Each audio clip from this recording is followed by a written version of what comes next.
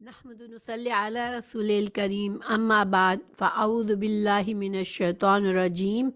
بسم اللہ الرحمن الرحیم۔ قرآن مجید کی تفسیر کر رہے ہیں اور ہم سورہ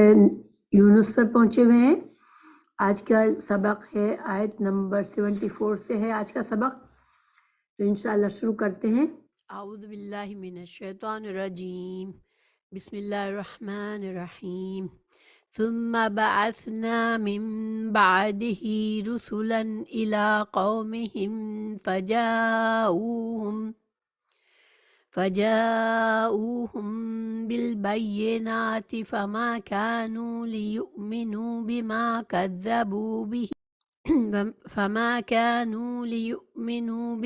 كذبوا به من قبل كذلك نطبع على قلوب المعتدين۔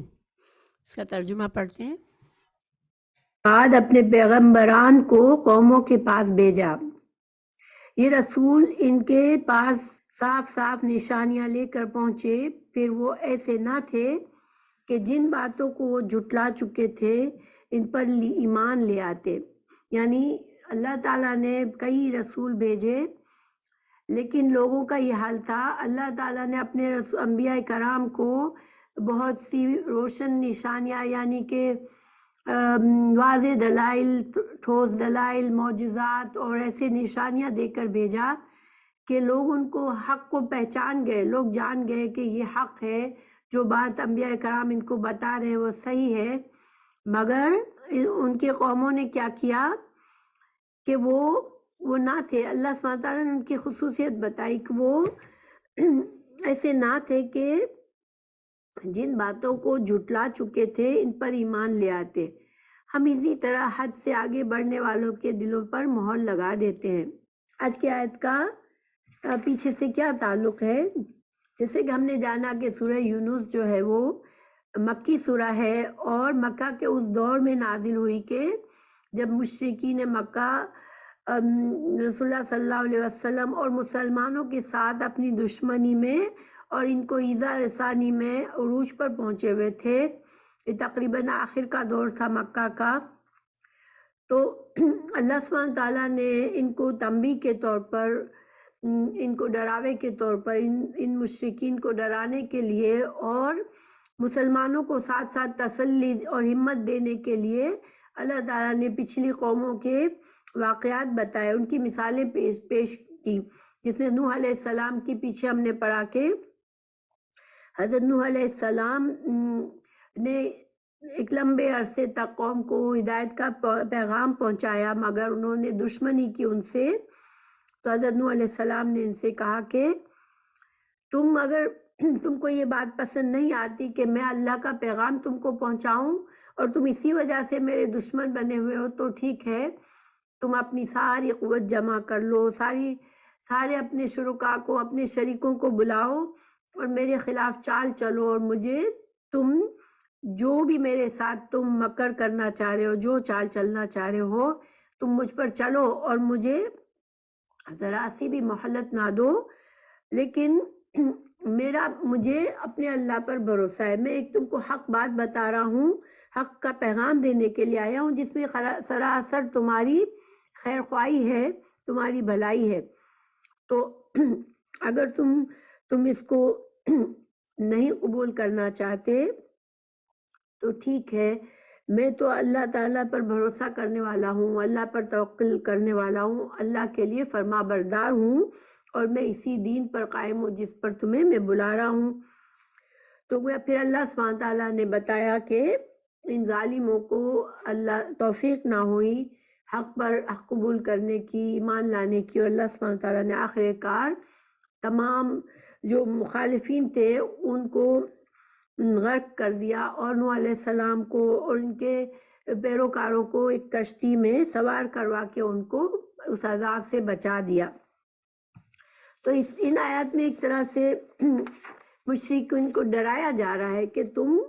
ہوش میں آ جاؤ، تم جس روش پر چل رہے ہو تم دیکھو کہ پچھلی قوموں کی مثالیں تمہارے سامنے موجود ہیں۔ تو آج کی آیت میں بھی اللہ تعالیٰ نے یہی سبق چل رہا ہے کہ اللہ سبحانہ تعالیٰ اب بہت سے انبیاء کا ذکر فرمائیں گے اور ان کی قوموں کا ذکر فرمائیں گے کہ کس کس طرح سے اللہ تعالیٰ نے ان کے لیے انبیاء کرام کو بھیجا، اور انہوں نے انبیاء کرام کی بات ماننے کے بجائے تکبر کیا اور ان سے دشمنی پر اتر آئے اور اپنے آپ ہی کو بڑا سمجھا اور اللہ سبحانہ تعالیٰ کی فرما برداری سے انکار کیا، تو پھر ان کا کیا انجام ہوا۔ اور ان آیت میں اللہ تعالیٰ مسلمانوں کو اور رسول اللہ صلی اللہ علیہ وسلم کو تسلی فرما رہے ہیں۔ ان آیت میں اللہ سبحانہ تعالیٰ رسول اللہ صلی اللہ علیہ وسلم اور مسلمانوں کو تسلی فرما رہے ہیں کہ تم آج جس مشکل سے گزر رہے ہو یہ ہمیشہ نہیں رہے گی، اور یہ وقتی بات ہے۔ اللہ سبحانہ تعالیٰ حق کو ضرور غالب کرے گا اور تم ہی لوگ کامیاب ہونے والے ہو۔ تو یہ مقصد ہے آج کی آیت کا۔ ہم انشاءاللہ ان کو سمجھتے ہیں، پڑھتے ہیں۔ اللہ تعالیٰ نے فرمایا ثم، پھر ثم جو ہوتا ہے وہ ایک چیز کے کچھ عرصے کے بعد کا ذکر ہوتا ہے، یعنی کہ نوح علیہ السلام جو تھے وہ پہلے نبی تھے جو کہ جن کو شرک کے خلاف ان کو مبعوث کیا گیا تھا اور مشرکین کو دعوت دین دینے کی ذمہ داری عطا فرمائی گئی تھی۔ پھر اللہ سبحانہ تعالیٰ نے جب نوح علیہ السلام کی قوم کو تباہ برباد کر دیا، پھر اس کے کچھ عرصے کے بعد اللہ سبحانہ تعالیٰ نے ثم بعثنا، ہم نے مبعوث کیے، ہم نے بھیجے، من بعد ہی کی ضمیر نوح علیہ السلام کی طرف جا رہی ہے کہ نوح علیہ السلام کے بعد پھر اللہ سبحانہ تعالیٰ نے مبعوث فرمائے رسولن جو ہے وہ رسول کی جمع ہے، کئی رسول، ٹھیک ہے، کئی رسول اللہ سبحانہ تعالیٰ نے بھیجے الی قومہم، اللہ تعالیٰ نے ہر نبی کو ان کی قوم کی طرف بھیجا۔ اور اس سے ہمیں کیا پتہ چلتا ہے کہ رسول اللہ صلی اللہ علیہ وسلم کی جو رسالت ہے وہ تمام نوع انسان کے لیے ہے۔ آپ صلی اللہ علیہ وسلم کے آنے کے بعد آپ ہی نبی ہے، آپ ہی کا پیغام رہتی دنیا تک، قیامت تک لوگوں کو پہنچے گا، اور رسول اللہ صلی اللہ علیہ وسلم ہی کی رسالت پر ایمان لا کر جو اللہ پر ایمان لائیں گے، جو رسول اللہ صلی اللہ علیہ وسلم کی رسالت پر ایمان لائیں گے، وہی مسلمان ہوں گے، وہی کامیاب ہوں گے۔ تو اللہ تعالیٰ یہاں فرما رہے ہیں کہ ہر قوم میں، بہت سی قوموں میں، ان میں سے ہی، اور یہ اللہ تعالیٰ کا طریقہ رہا ہے کہ قوم میں سے عام طور پر ان کے ایک آدمی کو اللہ تعالیٰ چنتا ہے رسول بننے کی ذمہ داری کے لیے۔ اور اس کے کئی فائدے ہوتے ہیں کہ جب ایک قوم ایک انسان کو جانتی ہے، بچپن سے وہی انسان پیدا ہوا، پلا بڑا، انہی کے درمیان رہا، جب وہ انسان رسالت کا پیغام سناتا ہے اچانک سے، تو قوم کے لیے یہ ایک دلیل ہوتی ہے کہ یہ انسان کل تک تم میں تھا، وہ تم کو کوئی ایسا پیغام نہیں دے رہا تھا، آج اللہ تعالیٰ نے کے اذن سے وہ تمہیں، اللہ تعالیٰ نے اسے رسول بنایا ہے، یہ ذمہ داری ہے، وہ تمہیں حق کا پیغام پہنچا رہا ہے۔ تو اور پھر ایک قوم کا اپنا انسان جب اپنا ہی نبی ہوتا ہے تو وہ اس قوم کے طریقوں کو بھی جانتا ہوتا ہے اور قوم کی زبان بھی سمجھتا ہوتا ہے۔ یہ زیادہ تر یہ حکمت ہے کہ اللہ تعالیٰ نے انبیاء کرام کو اپنی اپنی قوم پر مبعوث فرمایا، اور کبھی بہت سارے انبیاء کرام کو اللہ نے مبعوث فرمایا۔ اس کی صحیح تعداد تو ہمیں نہیں معلوم، لیکن بہت سے انبیاء کرام آئے۔ حضرت نوح علیہ السلام کے بعد حضرت ہود علیہ السلام، پھر حضرت صالح علیہ السلام، حضرت ابراہیم علیہ السلام کو بھیجا، پھر اللہ تعالیٰ نے شعیب علیہ السلام کو، موسیٰ علیہ السلام، ہارون علیہ السلام، یعنی بہت سے انبیاء کرام جن کا ذکر بھی قرآن میں اللہ نے فرمایا، اور بہت سے انبیاء کا ذکر اللہ نے نہیں بھی فرمایا، کیونکہ اللہ تعالیٰ نے خود بتایا ہے قرآن میں کہ بہت سے انبیاء کا ذکر تو ہم نے کیا ہے، لیکن بہت سے انبیاء کرام کا ذکر نہیں کیا۔ تو بہرحال ہر قوم کے ساتھ کیا ہوا، فجاؤہم، وہ انبیاء کرام آئے ان کے پاس، اپنی اپنی قوموں کے پاس، بالبینات، اللہ کی طرف سے روشن اور واضح نشانیاں لے کر آئے، نبوت کے دلائل لے کر آئے، معجزات لے کر آئے، اور حق کا پیغام لے کر آئے۔ اور یہ ساری چیزیں ایسی تھی کہ بہت واضح تھی، اور آسان تھی، انسان کی عقل میں سمجھ میں آنے والی تھی کہ یہی بات سچ ہے، یہی بات حق ہے، لیکن قوم نے کیا کیا؟ فما کانوا لیؤمنوا، وہ نہیں تھے ایمان لانے والے، بما کذبوا بہ من قبل، اور ان کے ایمان لانے کی وجہ کیا تھی کہ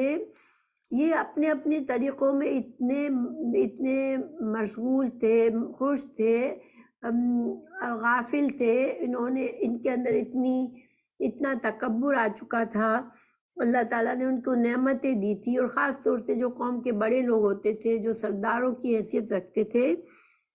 ان کے اندر اتنا تکبر ہوتا تھا کہ وہ اپنے آگے کسی کی بات کو سنتے ہی نہیں تھے۔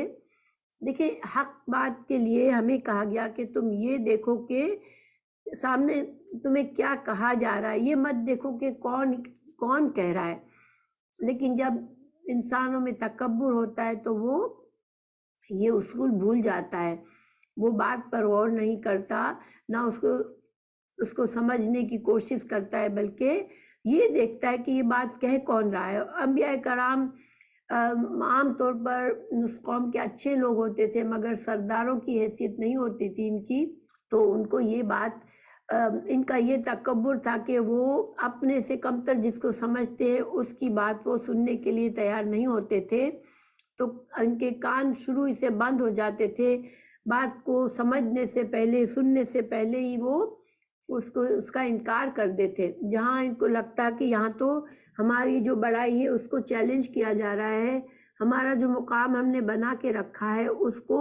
بگاڑا جائے گا، اگر ہم ان کی باتوں میں آ جائیں گے، ہم انبیاء کرام کی بات کو مان لیں گے، حق کو قبول کر لیں گے، تو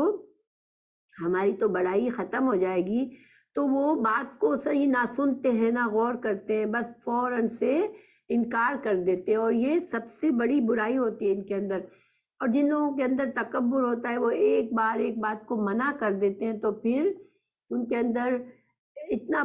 بڑے پن کا احساس اتنا زیادہ ہوتا ہے کہ وہ پھر اپنی بات سے پھرتے نہیں ہیں، تو صحیح بات کو غلط کہنے کے بعد پھر وہ اسی پر اڑے رہتے ہیں۔ اور اللہ تعالیٰ کا بھی طریقہ ہے کہ جو اس طرح سے حق کی نا شکری کرتا ہے، اللہ تعالیٰ اپنے انعام کرتا ہے کسی قوم پر نبی کو بھیج کر، لیکن اس نعمت کو ٹھکراتے ہیں بغیر سوچے سمجھے، بغیر سنے، تو پھر اللہ تعالیٰ کا کیا طریقہ ہے؟ کذالک نطبع علی قلوبہم، کہ پھر اللہ تعالیٰ ایسے دلوں پر مہر لگا دیتا ہے، ان سے ہدایت کی توفیق چھین لیتا ہے۔ یہ ان کی سزا ہوتی ہے، ان کے تکبر کی۔ تکبر ایک ایسی بیماری ہے جو ساری بیماریوں کی جڑ ہے۔ دل کی جتنی بیماریاں ہیں، جھوٹ بولنا، دھوکہ دینا، لڑنا جھگڑنا، حسد کرنا، تعصب رکھنا دلوں میں، لوگوں کو اپنے سے کمتر سمجھنا، یہ ساری چیزیں کی جڑ کیا ہے؟ انسان کے اندر بڑائی کا احساس کہ میں بڑا بن کر رہوں سب سے۔ تو اللہ تعالیٰ کو ایسا یہ بات پسند نہیں آتی، اور اللہ تعالیٰ بطور سزا ان کے دلوں پر مہر لگا دیتا ہے، ان کے دلوں کو بند کر دیتا ہے۔ اب ہدایت کا پیغام ان کے دلوں میں داخل ہی نہیں ہو سکتا۔ اور یہ کیوں ایسا ہوتا ہے کہ وہ حد سے بڑھنے والے ہوتے ہیں، اور حد سے بڑھنے والوں سے کیا مطلب ہے کہ اللہ سبحانہ تعالیٰ خالق کی کائنات ہے، وہی سب سے بڑا ہے، وہی اسی کو حق ہے کہ وہ بڑائی کا احساس اسی کا ہے، کیونکہ اس کو حق ہے، وہ خالق ہے، وہ مالک ہے ہر چیز کا، تو وہ بڑا ہے اصل میں۔ لیکن انسانوں کو جو کچھ دیا ہے وہ اللہ نے دیا ہے، اور انسانوں کو یہ حق نہیں ہے کہ وہ اپنے آپ کو بڑا سمجھے۔ یہ بہت ہی بڑا گناہ ہے، بڑا خود کو تکبر کرنا۔ شیطان نے بھی تکبر ہی کیا تھا، اسی وجہ سے وہ مردود ہوا۔ اللہ تعالیٰ نے سورہ یونس کی آیت نمبر 39 میں بتایا کہ انبیاء کرام کی بات سنتے ہی فوراً انکار کرنے والے کیسے ہوتے ہیں، وہ اپنی بڑائی کے احساس میں ڈوبے ہوئے ہوتے ہیں۔ اور پھر اللہ تعالیٰ نے فرمایا سورہ انعام کی آیت نمبر 110 میں، وَنُقَلِّبُ أَفْئِدَتَهُمْ، ہم ان کے دل اور آنکھیں پلٹ دیتے ہیں، جیسے وہ شروع میں ایمان نہیں لائے تھے اب بھی ایمان نہیں لائیں گے۔ یعنی ان ساری آیات میں کیا بات واضح ہے کہ انہوں نے شروع ہی سے انکار کر دیا. انبیاء کرام کے اس پیغام کو سننے، سمجھنے، غور کرنے کی ضرورت ہی محسوس نہیں کی، انہوں نے انکار کر دیا. اسی طرح سورہ یونس کی 39 کا ترجمہ پڑھتی ہوں. بلکہ انہوں نے اس چیز کو جھٹلا دیا جس کے علم کا انہوں نے احاطہ نہیں کیا، حالانکہ اس کی اصل حقیقت ابھی ان کے پاس نہیں آئی تھی. اسی طرح ان لوگوں نے جھٹلایا جو ان سے پہلے تھے. تو دیکھ لو ظالموں کا انجام کیسا ہوتا ہے. ایسے سارے لوگوں کے دلوں کا انجام کیا ہے کہ اللہ ان کے دلوں پر مہر لگا دیتا ہے. اللہ تعالیٰ ان سے ہدایت کی توفیق ان سے محروم کر دیتا ہے ان کو. شیطان نے بھی کیا کیا تھا جب اس کو کہا، اللہ سبحانہ تعالیٰ نے فرمایا کہ سجدہ کرو آدم کے لیے، تو اس نے کیا کہا تھا؟ اس نے کیا کیا تھا؟ ابا واستکبر وکان من الکافرین. اس نے انکار کیا سجدہ کرنے سے اور تکبر کیا اور کافروں میں سے ہو گیا. شیطان کا تکبر کیا تھا کہ میں تو آگ کا بنا ہوا ہوں، میں بہتر ہوں اس انسان سے جو کہ مٹی سے بنا ہوا ہے. اور اس نے انکار کر دیا کہ میں کیوں اس کی تکریم کروں، میں اس کو کیوں عزت دوں، کہ میں تو اس سے بہتر اور بڑا ہوں. اور اسی وجہ سے اس نے اللہ کے حکم کی انکار کر دیا. سورہ اعراف میں بھی اللہ تعالیٰ نے فرمایا 102 103 میں، ہم آپ سے ان بستیوں کی کچھ خبریں بیان کرتے ہیں، بلا شبہ ان کے پاس ان کے پیغمبر معجزے لے کر آئے تھے، پھر وہ پہلے جو بات جھوٹی بتا چکے تھے اسے ماننے والے نہ تھے.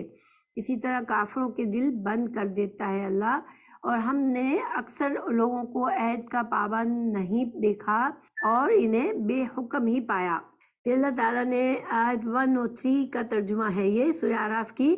کہ یعنی ہم نے مذکورہ بالا انبیاء کے بعد فرعون کے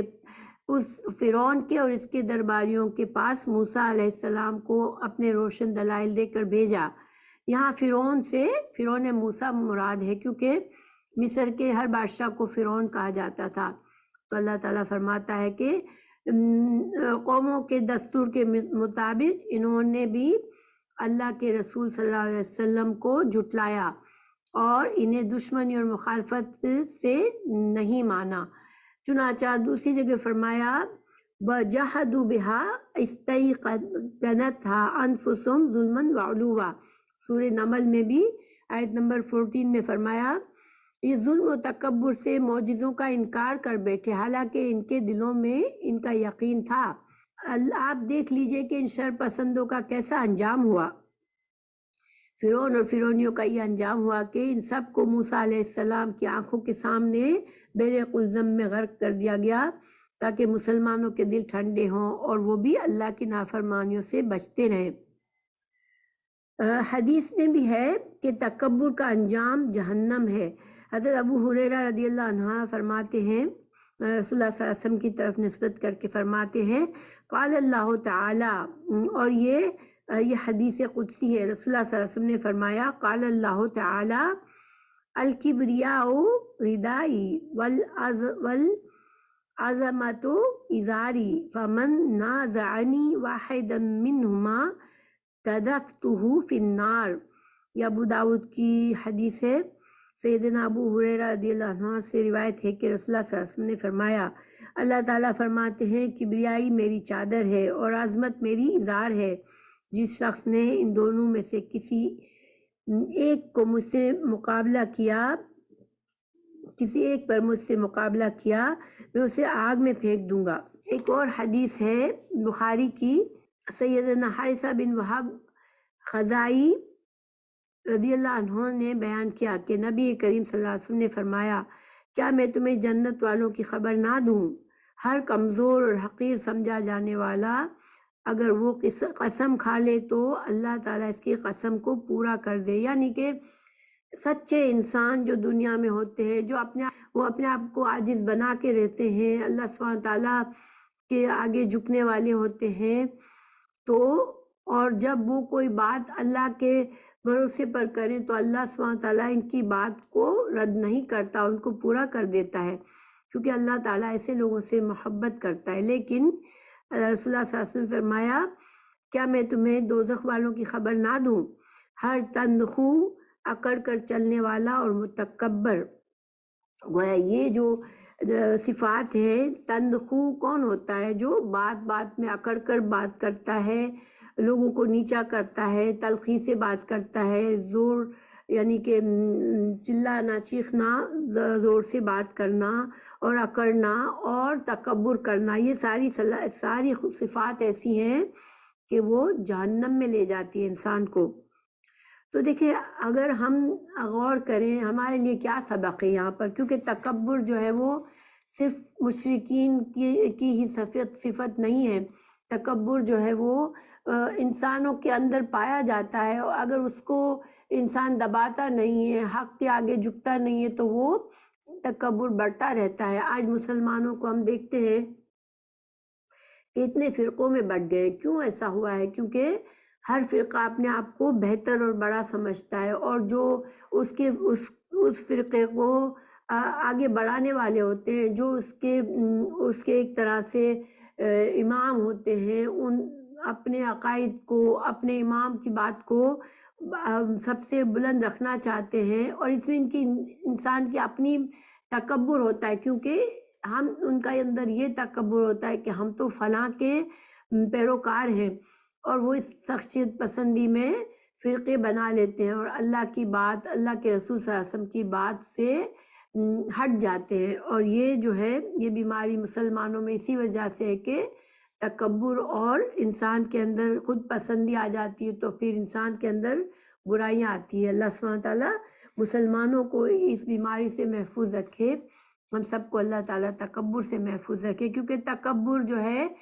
تکبر ایسی چیز ہے کہ جس کے دل میں رائے برابر بھی تکبر ہوگا وہ جنت میں نہیں جا سکتا۔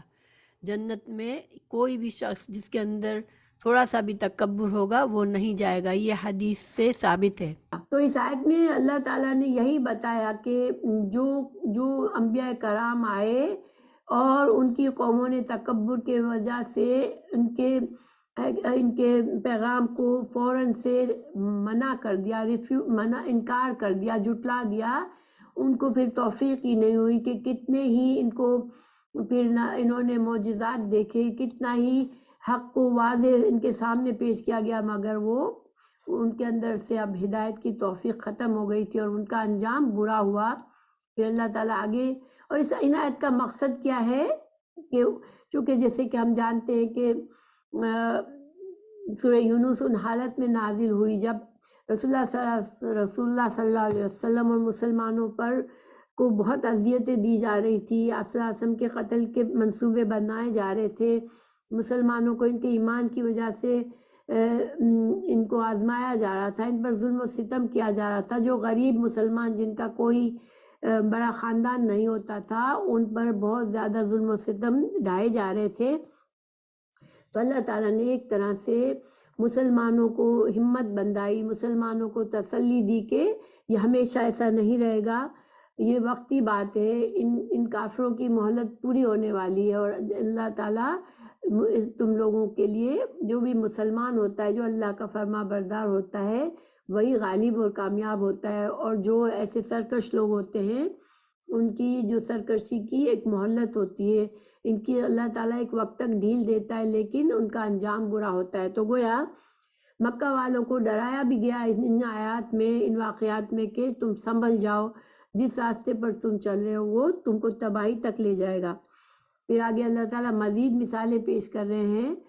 ثم بعثنا من بعدہم موسیٰ و ہارون، کہ ان انبیاء کرام کے بعد جن کی قوموں کو اللہ نے ان کی سرکشی کی وجہ سے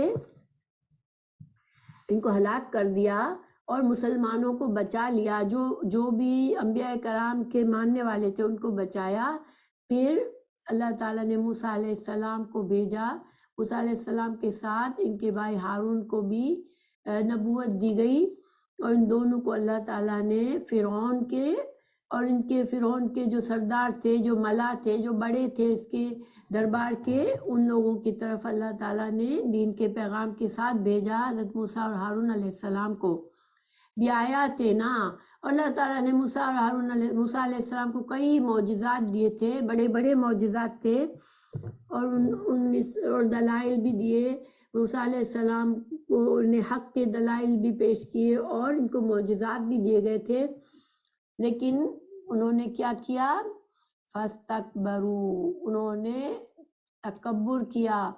وَكَانُوا، اور تھے وہ قوما مجرمین، وہ مجرم قوم تھی، وہ ایمان لانے والے نہیں تھے، وہ بہت ہی خود کو بڑا سمجھنے والے تھے، وہ اللہ کی حدوں کو توڑنے والے مجرم لوگ تھے۔ تو پھر اللہ تعالیٰ موسیٰ علیہ السلام کے کچھ اور آیات میں ذکر ہے، تو اس کو پڑھنے کے بعد ان آیات کو سمجھتے ہیں انشاءاللہ۔ فَلَمَّا جَاءَهُمُ الْحَقُّ مِنْ عِنْدِنَا قَالُوا إِنَّ هَذَا لَسِحْرٌ مُبِينٌ، تو فلما،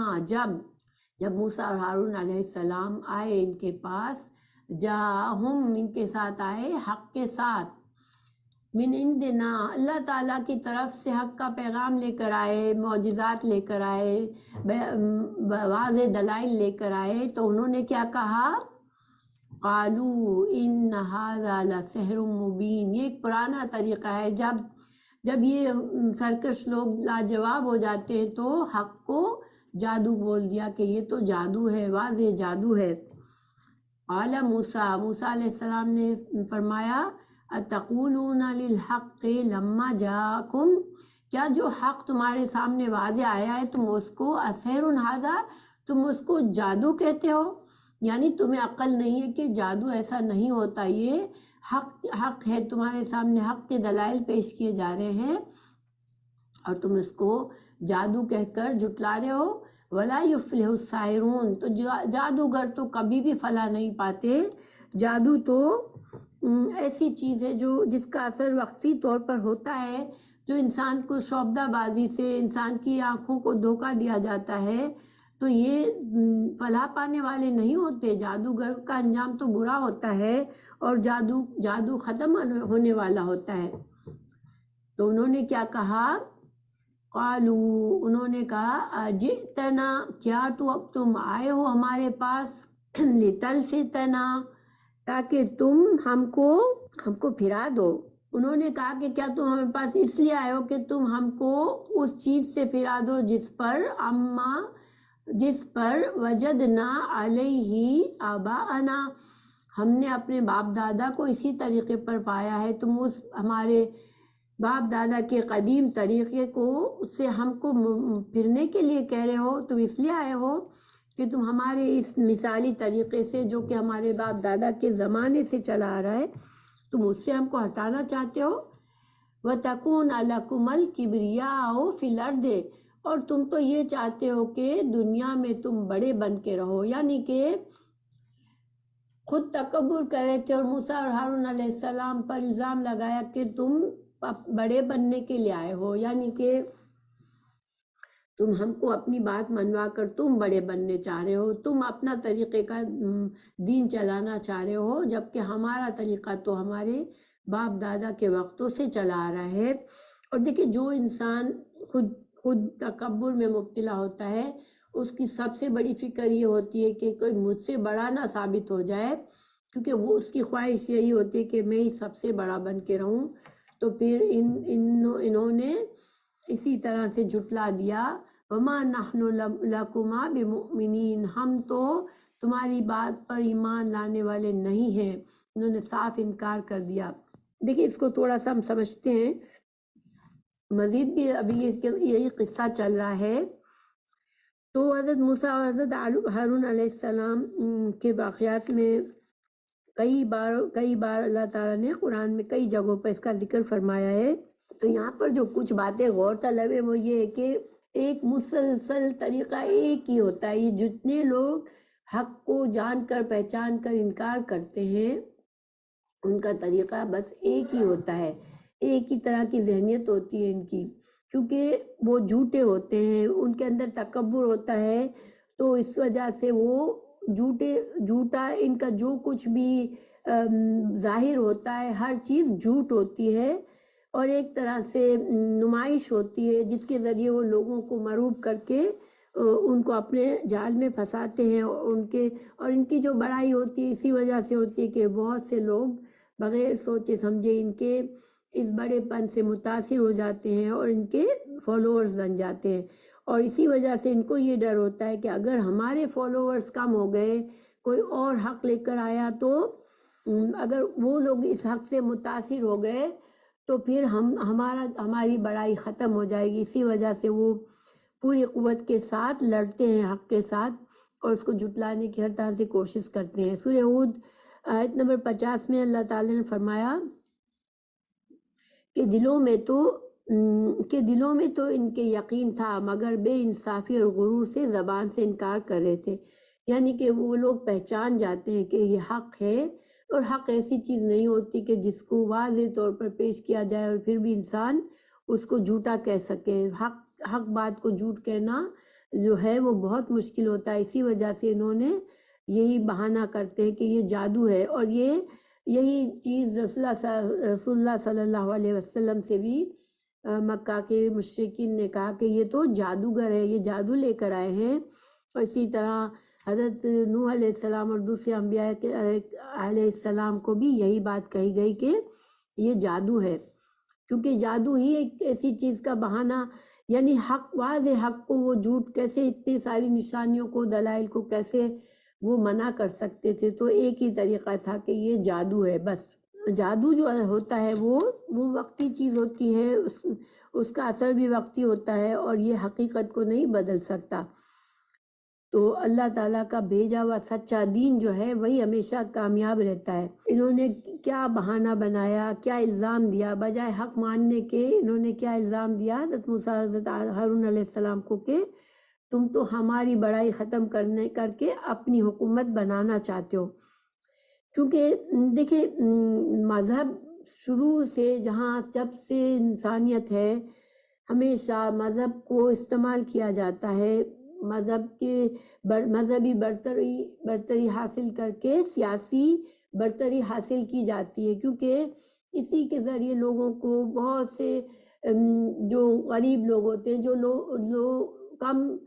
کم عقل لوگ ہوتے ہیں، جو بڑے بڑے مقام نہیں رکھتے ہوتے ہیں، وہ عام طور پر ایسے ہی بڑوں کے باتوں میں آ کر اور ان کو مذہبی عقائد کے ذریعے ہی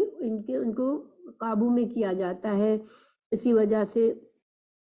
اب دیکھیں کہ مذہب میں جو جتنے جھوٹے مذہب ہیں ان میں جو طریقے ہیں، جو چیزیں ہیں، جو رسم و رواج ہے، وہ ایسی ہے کہ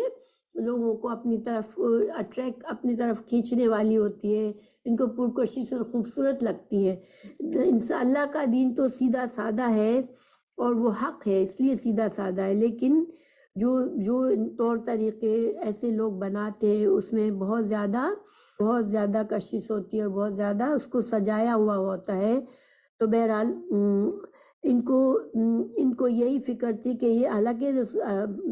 انبیاء کرام کبھی بھی یہ دعویٰ نہیں کرتے کہ ہم حکومت کے خلاف ہیں، کہ ان کے عقائد کو صحیح کرنا چاہتے ہیں، ان کے دین کو صحیح کرنا چاہتے ہیں لوگوں کو، لیکن یہ جو بڑے بنے ہوئے ہوتے ہیں ان کو یہی ڈر ہوتا ہے کہ ہماری مذہبی برتری ختم ہوئی تو پھر ہماری سیاسی برتری بھی قائم نہیں رہے گی، کیونکہ ہمارے جو پیروکار ہیں، جس کی وجہ سے ہماری قوت ہے، وہ سب ہم سے دور ہو جائیں گے۔ تو سورہ مومنون میں بھی آیت 24 میں فرمایا کہ یہ چاہتا ہے، حضرت نوح علیہ السلام پر بھی الزام لگایا ان کی قوم نے کہ یہ چاہتا ہے کہ تم پر برتری حاصل کر لے، حالانکہ انبیاء اور مصلحین محض اصلاح کے لیے آتے ہیں۔ اگر حکمران اسلام قبول کر لیں تو پھر خود ہی اصلاح کے فریضہ سر انجام دے کر ان کی حکومت سے تعارض نہیں کیا جاتا۔ یعنی کہ دیکھیں آپ صلی اللہ علیہ وسلم نے بھی جب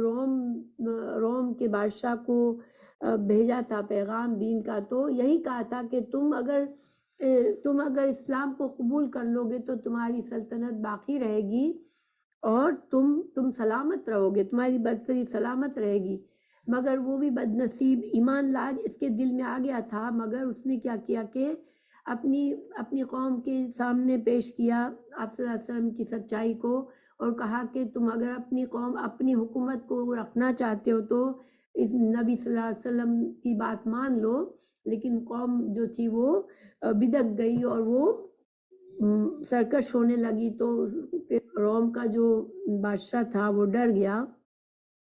ہرقل اس کا لقب تھا، وہ ڈر گیا کہ میری قوم اگر میری مخالفت پر اتر آئے گی یا مجھے قتل ہی نہ کر دے تو وہ مسلمان نہ ہوا اور اسلام سے محروم ہوا اور کفر کی حالت میں مرا۔ اپنی حکومت بھی اس نے لوز کی، اس لیے کہ مسلمانوں کو اللہ تعالیٰ نے روم پر غلبہ دے دیا، حالانکہ وہ اس وقت کی بہت بڑی سلطنت تھی، بہت بڑی قوت تھی، لیکن اگر وہ مسلمان ہو جاتا تو اس کی حکومت قائم رہتی۔ لیکن ان متکبر لوگوں کو ہمیشہ یہی ڈر ہوتا ہے کہ ہماری بڑائی نہ چلی جائے، اسی وجہ سے وہ انکار کرتے ہیں۔ اللہ تعالیٰ کے حکم سے حضرت موسیٰ علیہ السلام، حضرت ہارون علیہ السلام جو تھے وہ اللہ کے دین کی دعوت لے کر جو ہے فرعون کے دربار میں پہنچے۔ یہ جب توحید کا پیغام فرعون نے سنا تو وہ چراغ پا ہو گیا اور سرکشی پر اتر آیا اور اس نے انکار کیا اور اپنے آپ کو اس نے انا ربکم الاعلی، میں ہی سب سے بڑا رب ہوں، میں تم لوگوں کا رب ہوں۔ تو اس نے یہ ڈنڈورا پٹوایا لوگوں میں کہ میں سب سے بڑا ہوں، میں تمہارا رب ہوں، اور اللہ کی نافرمانی کی۔ اللہ تعالیٰ نے حضرت موسیٰ علیہ السلام کو کئی معجزے عطا فرمائے تھے، لیکن اس ظالم نے کسی معجزے کو حق نہ مانا۔ کئی سال حضرت موسیٰ علیہ السلام وہاں رہے اور بہت سے معجزات اس دوران فرعون اور اس کی قوم نے دیکھے، مگر اس کی قوم کے لوگ بھی بہت کم لوگ ایمان لائے اور فرعون نے بھی انکار کر دیا۔ اللہ تعالیٰ نے اس کو اس کی فوج کے ساتھ جب بنی اسرائیل کی آنکھوں کے سامنے ان کو غرق کر دیا تھا۔ تو بہرحال ہم مزید ان کا قصہ پورا کرتے ہیں۔ وقال فرعون ائتونی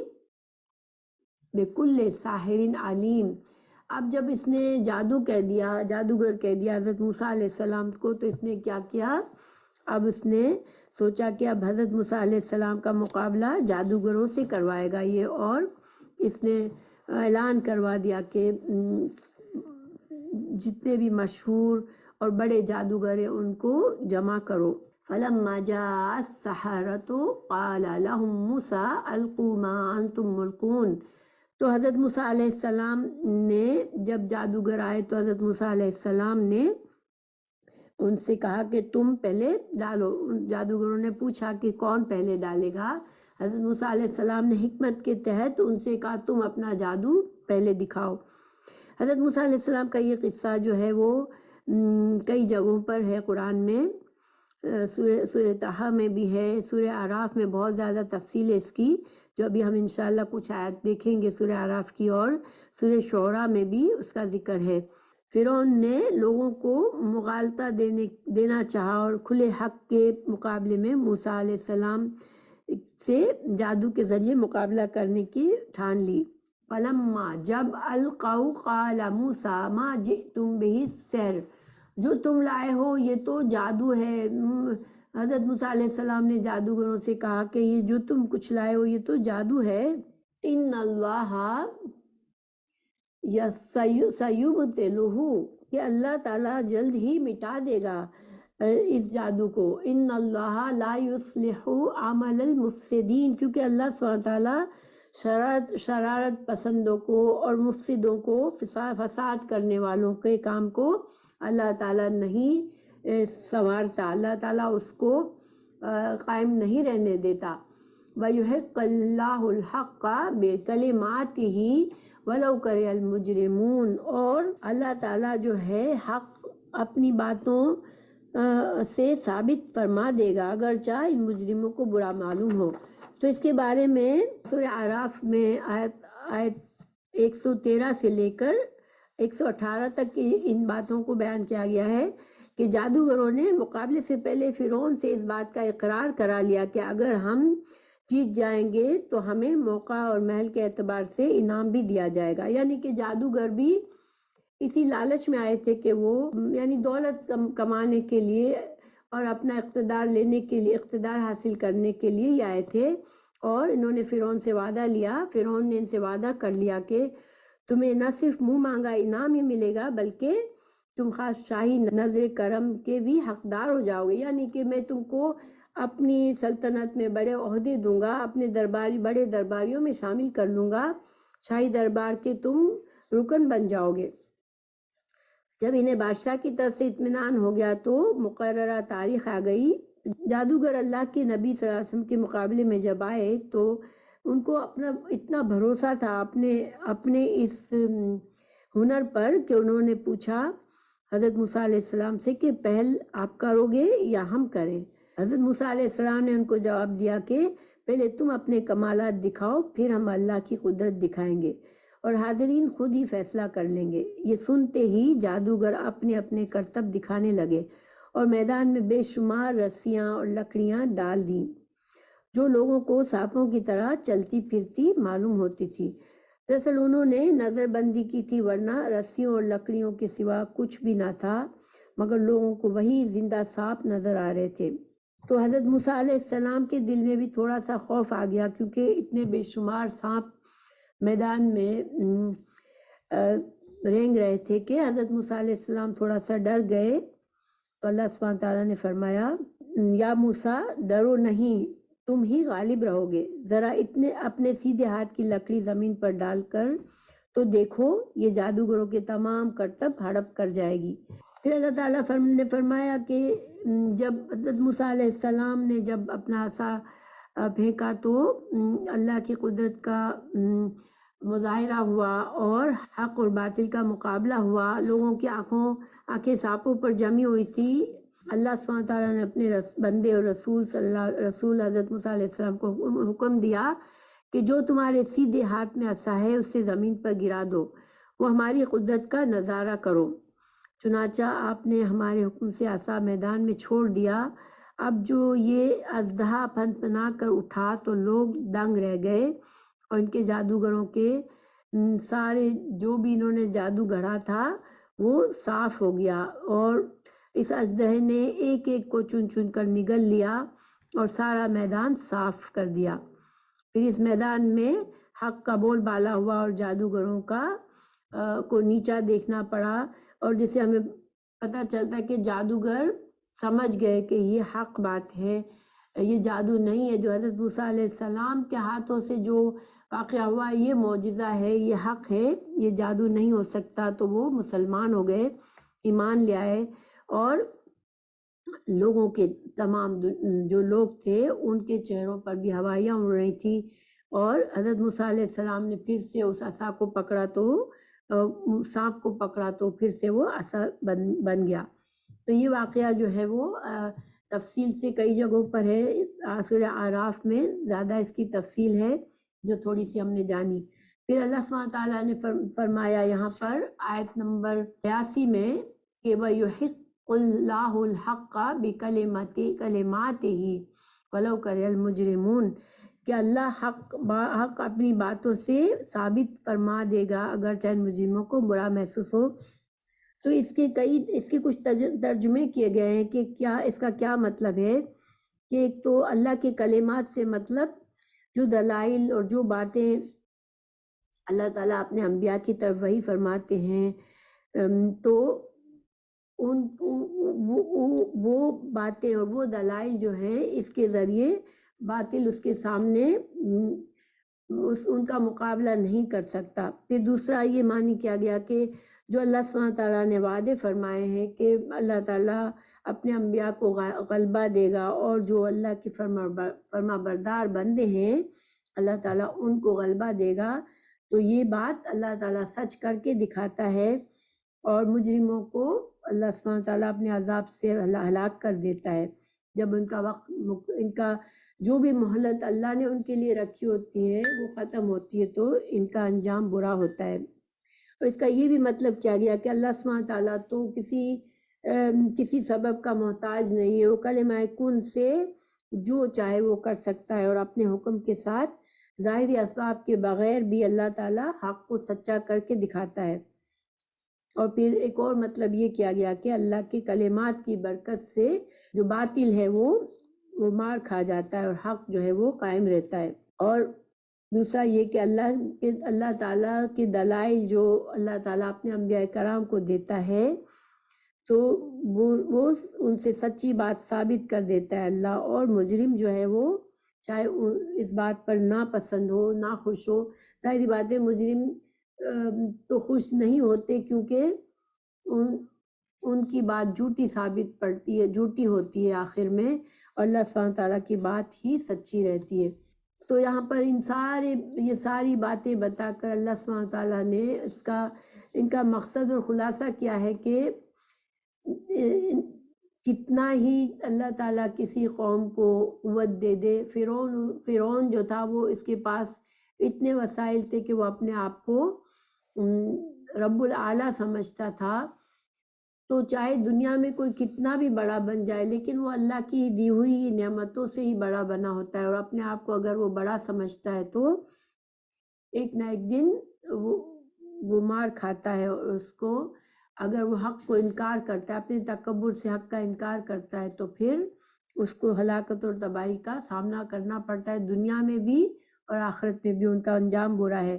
اور ان آیات میں تمام مسلمان جو رسول اللہ صلی اللہ علیہ وسلم کے ساتھ اس زمانے میں تکلیفوں سے اور مصائب سے گزر رہے تھے، ان کے لیے تسلی تھی، اور آئندہ کے لیے ان کے لیے بشارت تھی کہ ان کے لیے بھی اب بہت عنقریب ان کے حالات بدلنے والے ہیں۔ رسول اللہ صلی اللہ علیہ وسلم کے لیے بھی تسلی کا سامان تھا، اور مشرکین مکہ کو ان آیات میں ڈراوا تھا، دھمکایا گیا کہ اب بھی وقت ہے، اب بھی اگر سنبھل جائیں گے تو وہ برے انجام سے بچ جائیں گے۔